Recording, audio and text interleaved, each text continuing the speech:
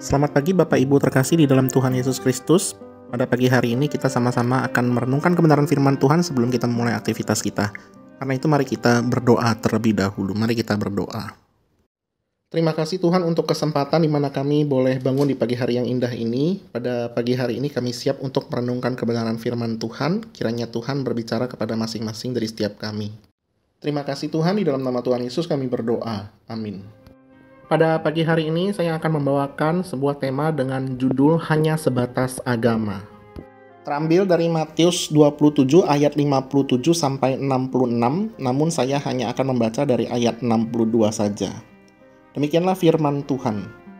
Keesokan harinya, yaitu sesudah hari persiapan, datanglah imam-imam kepala dan orang-orang Farisi bersama-sama menghadap Pilatus. Dan mereka berkata, "Tuan, kami ingat bahwa si penyesat itu sewaktu hidupnya berkata, sesudah 3 hari aku akan bangkit. Karena itu perintahkanlah untuk menjaga kubur itu sampai hari yang ketiga, jikalau tidak murid-muridnya mungkin datang untuk mencuri dia lalu mengatakan kepada rakyat, ia telah bangkit dari antara orang mati sehingga penyesatan yang terakhir akan lebih buruk daripada akibatnya daripada yang pertama." Kata Pilatus kepada mereka, "Ini penjaga-penjaga bagimu, pergi dan jagalah kubur itu sebaik-baiknya." Maka pergilah mereka dan dengan bantuan penjaga-penjaga itu mereka mematerai kubur itu dan menjaganya. Sedemikian jauh pembacaan firman Tuhan. Berbahagialah bagi kita semua yang melakukan firman ini dalam kehidupan kita sehari-hari. Haleluya. Saudara, di tahun 2010 di Korea Selatan ada seorang wanita yang bernama Kim. Itu senang sekali bermain game di rumahnya hampir selama 10 jam setiap harinya. Wanita berusia 27 tahun ini ternyata punya 2 anak. Yang pertama berumur 3 tahun dan yang kedua berumur 1 tahun. Karena kecanduan game, ibu ini sering emosi kepada anak-anaknya karena anak-anaknya ini sering mengganggu, dalam tanda kutip, mengganggu ibunya.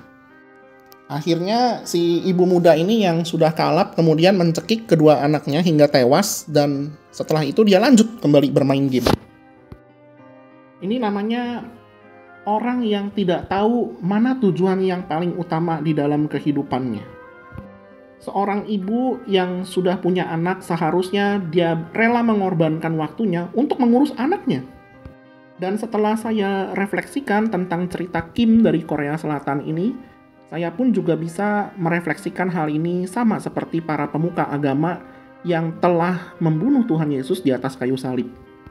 Kalau misalnya kita mundur sejenak pada peristiwa perjamuan malam terakhir, ketika Tuhan Yesus makan bersama dengan murid-muridnya, itu adalah peristiwa makan malam Paskah yang biasa dilakukan untuk memperingati Paskah Yahudi. Tapi para pemuka agama Yahudi bukannya memperingati makan malam Paskah itu, malah mereka memiliki komplotan dan bersepakat di malam itu untuk membunuh Tuhan Yesus. Dan keesokan harinya Tuhan Yesus disalibkan oleh para pemuka agama Yahudi.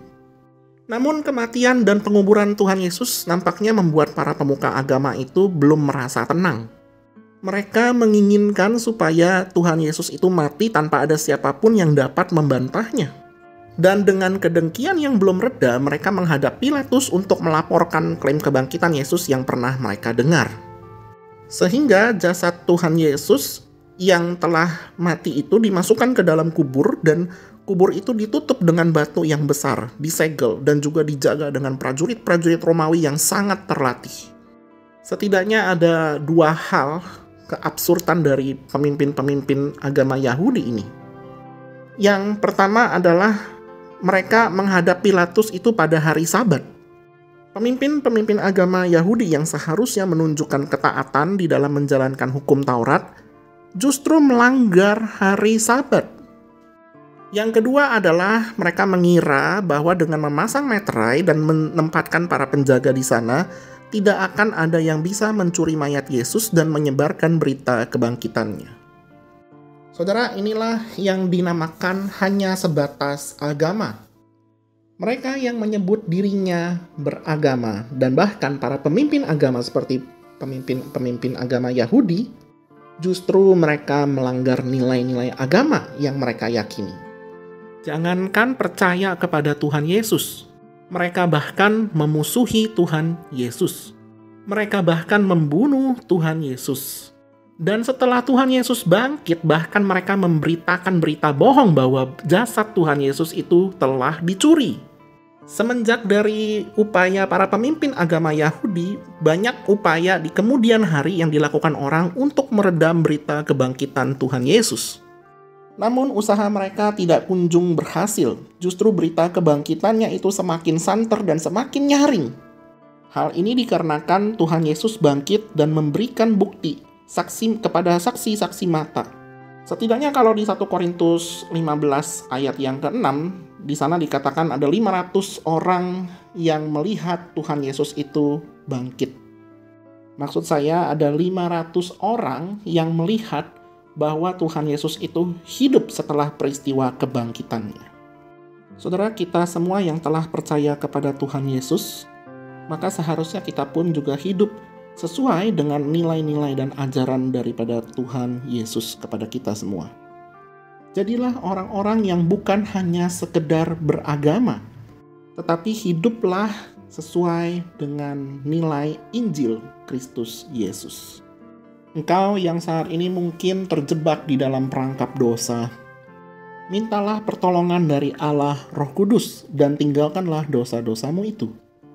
Karena kuasa kebangkitan Kristus telah memberikan kita kekuatan untuk menjalani hidup yang bukan hanya hidup hanya sebatas beragama saja. Amin, mari kita berdoa. Terima kasih Tuhan karena kami diingatkan kembali bahwa kehidupan kami ini adalah kehidupan yang bukan hanya hidup sebatas beragama, tetapi kami seharusnya hidup berdasarkan Injil Tuhan Yesus Kristus. Kuatkan kami dan mampukan kami untuk boleh hidup di dalam pengudusan kehidupan kami, dan agar kiranya kami pun juga setia memberitakan Injil Kristus kepada orang-orang yang belum percaya kepada Tuhan. Pimpinlah kami juga pada hari ini agar kami boleh hidup berjalan sesuai dengan kehendak-Mu. Terima kasih Tuhan, di dalam nama Tuhan Yesus kami berdoa. Amin.